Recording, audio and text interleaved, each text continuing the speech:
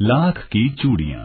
सारे गांव में बदलू मुझे सबसे अच्छा आदमी लगता था, क्योंकि वह मुझे सुंदर सुंदर लाख की गोलियां बना कर देता था। मुझे अपने मामा के गांव जाने का सबसे बड़ा चाव यही था कि जब मैं वहां से लौटता था तो मेरे पास ढेर सारी गोलियां होती, रंग बिरंगी गोलियां जो किसी भी बच्चे का मन मोह लें। वैसे तो मेरे मामा के गांव का होने के कारण मुझे बदलू को बदलू मामा कहना चाहिए था, परंतु मैं उसे बदलू मामा न कहकर बदलू काका कहा करता था, जैसा कि गांव के सभी बच्चे उसे कहा करते थे। बदलू का मकान कुछ ऊंचे पर बना था। मकान के सामने बड़ा सा सहन था, जिसमें एक पुराना नीम का वृक्ष लगा था। उसी के नीचे बैठकर बदलू अपना काम किया करता था। बगल में भट्ठी दहकती रहती, जिसमें वह लाख पिघलाया करता था। सामने एक लकड़ी की चौखट पड़ी रहती, जिस पर लाख के मुलायम होने पर वह उसे सलाख के समान पतला करके चूड़ी का आकार देता।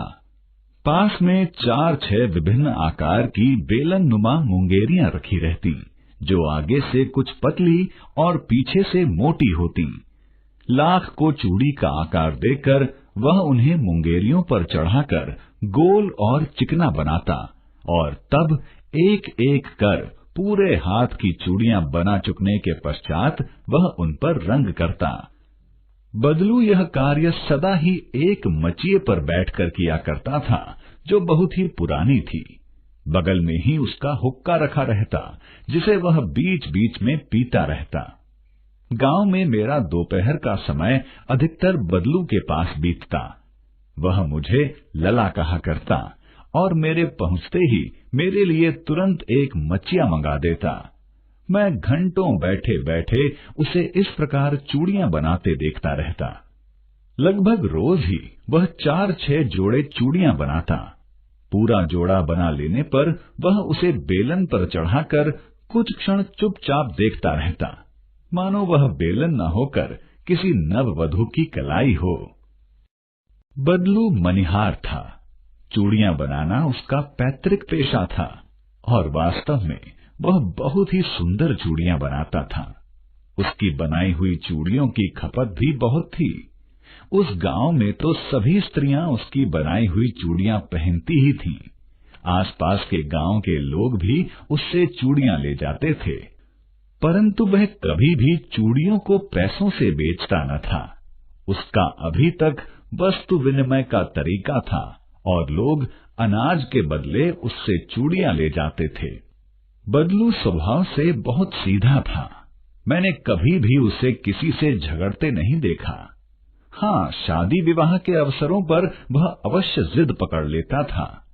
जीवन भर चाहे कोई उससे मुफ्त चूड़ियां ले जाए, परंतु विवाह के अवसर पर वह सारी कसर निकाल लेता था। आखिर सुहाग के जोड़े का महत्व ही और होता है। मुझे याद है, मेरे मामा के यहाँ किसी लड़की के विवाह पर जरा सी किसी बात पर बिगड़ गया था, और फिर उसको मनाने में लोहे लग गए थे। विवाह में इसी जोड़े का मूल्य इतना बढ़ जाता था कि उसके लिए उसकी घरवाली को सारे वस्त्र मिलते, ढेरों अनाज मिलता, उसको अपने लिए पगड़ी मिलती, और रुपए जो मिलते सो अलग। यदि संसार में बदलू को किसी बात से चिढ़ थी तो वह थी कांच की चूड़ियों से। यदि किसी भी स्त्री के हाथों में उसे कांच की चूड़ियां दिख जाती तो वह अंदर ही अंदर कुढ़ उठता, और कभी कभी तो 2-4 बातें भी सुना देता। मुझसे तो वह घंटों बातें किया करता। कभी मेरी पढ़ाई के बारे में पूछता, कभी मेरे घर के बारे में, और कभी यूं ही शहर के जीवन के बारे में। मैं उससे कहता कि शहर में सब कांच की चूड़ियां पहनते हैं, तो वह उत्तर देता, शहर की बात और है लला, वहां तो सभी कुछ होता है। वहां तो औरतें अपने मर्द का हाथ पकड़कर सड़कों पर घूमती भी हैं, और फिर उनकी कलाइयां नाजुक होती हैं ना। लाख की चूड़ियां पहने तो मोच ना आ जाए। कभी कभी बदलू मेरी अच्छी खासी खातिर भी करता। जिन दिनों उसकी गाय के दूध होता, वह सदा मेरे लिए मलाई बचा कर रखता और आम की फसल में तो मैं रोज ही उसके यहाँ से 2-4 आम खा आता।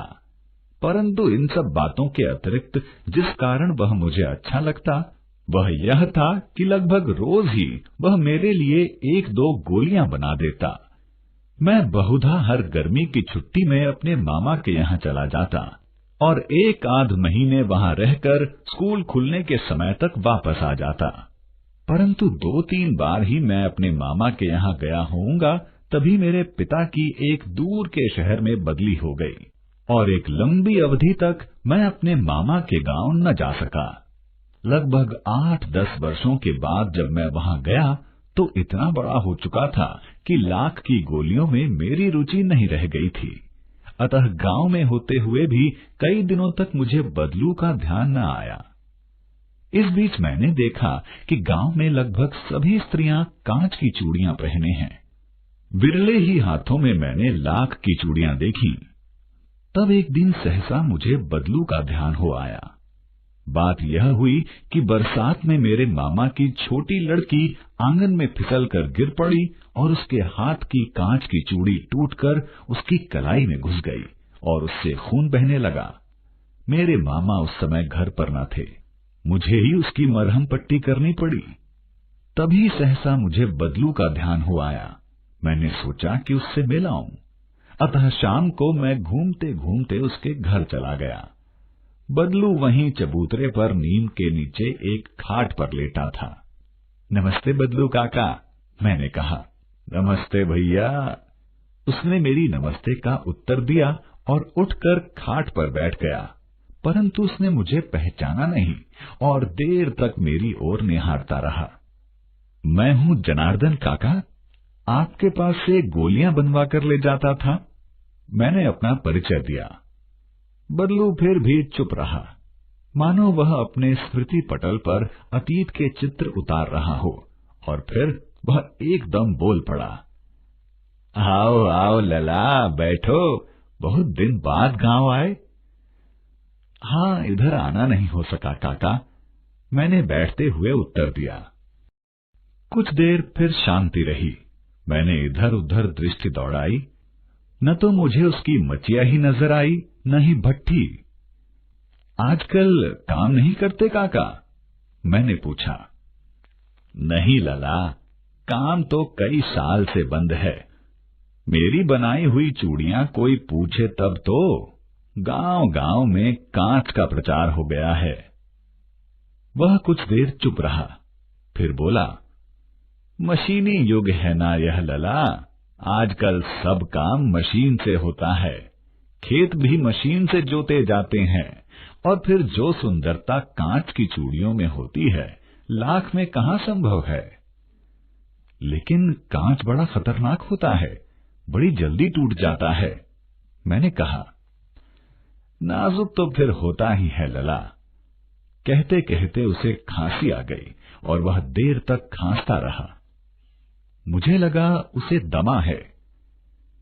अवस्था के साथ साथ उसका शरीर ढल चुका था। उसके हाथों पर और माथे पर नसें उभर आई थीं। जाने कैसे उसने मेरी शंका भांप ली और बोला, दमा नहीं है मुझे, फसली खांसी है। यही कोई 1-2 महीने से आ रही है, 10-15 दिन में ठीक हो जाएगी। मैं चुप रहा। मुझे लगा उसके अंदर कोई बहुत बड़ी व्यथा छिपी है। मैं देर तक सोचता रहा कि इस मशीनी युग ने कितने हाथ काट दिए हैं। कुछ देर फिर शांति रही, जो मुझे अच्छी नहीं लगी। आम की फसल अब कैसी है काका? कुछ देर पश्चात मैंने बात का विषय बदलते हुए पूछा। अच्छी है लला, बहुत अच्छी है, उसने लहक कर उत्तर दिया और अंदर अपनी बेटी को आवाज दी। अरे रज्जो, लला के लिए आम तो ले आ। फिर मेरी ओर मुखातिब होकर बोला, माफ करना लला, तुम्हें आम खिलाना भूल गया था। नहीं नहीं काका, आम तो इस साल बहुत खाए हैं। वाह वाह, बिना आम खिलाए कैसे जाने दूंगा तुमको। मैं चुप हो गया। मुझे वे दिन याद हो आए जब वह मेरे लिए मलाई बचा कर रखता था। गाय तो अच्छी है ना काका? मैंने पूछा, गाय कहाँ है लला? 2 साल हुए बेच दी, कहाँ से खिलाता? इतने में रज्जो, उसकी बेटी, अंदर से एक डलिया में ढेर से आम ले आई। यह तो बहुत है काका, इतने कहाँ खा पाऊंगा? मैंने कहा। वाह वाह, वह हंस पड़ा। शहरी ठहरे ना, मैं तुम्हारी उम्र का था तो इसके 4 गुने आम एक बखत में खा जाता था। आप लोगों की बात और है, मैंने उत्तर दिया। अच्छा बेटी, लला को 4-5 आम छांट कर दो, सिंदूरी वाले देना। देखो लला कैसे हैं, इसी साल यह पेड़ तैयार हुआ है। रज्जो ने 4-5 आम अंजलि में लेकर मेरी ओर बढ़ा दिए।